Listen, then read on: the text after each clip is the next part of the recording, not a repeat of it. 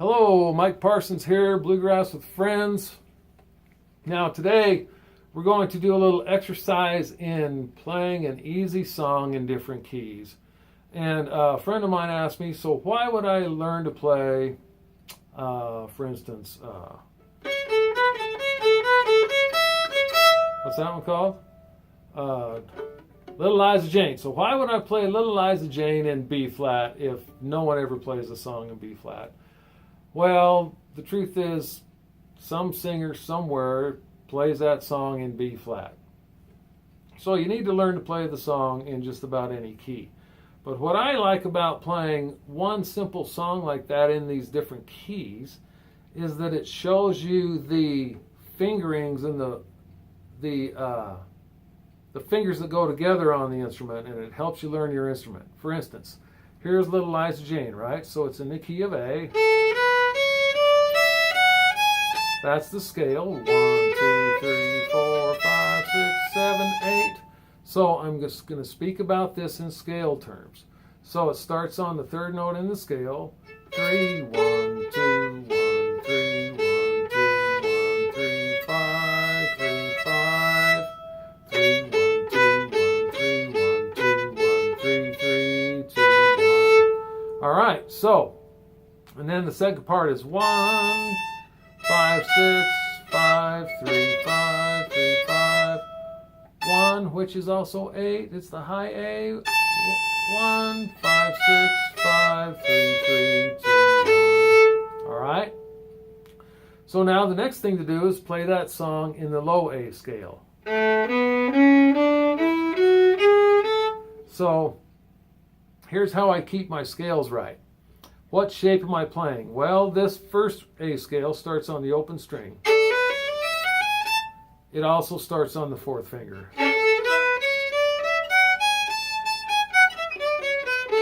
So if you play this scale starting on the fourth finger with no open strings, it's now a closed A scale, same notes.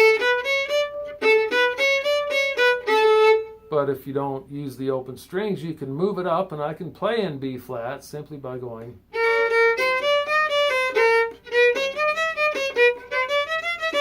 So that's the advantage of playing a closed scale with no open strings, is now this is movable, and you can play just about any key simply by moving these scales around. Okay, so this low A scale starts on the first finger. So every time you start on the first finger, it's going to be this shape for a major chord. And also, this one is extremely movable. So if I want to play in B flat, there it is. So it's kind of how you shift is by learning to play closed scales. But let's just go back to this low A scale, and we're going to play the scale 1, 2, 3, 4, 5, 6, 7, 8. So now, how's the song go again? 3, 1, 2, 1, 3, 1, 2, 1, 1, 2, 3, 3, 1, 2,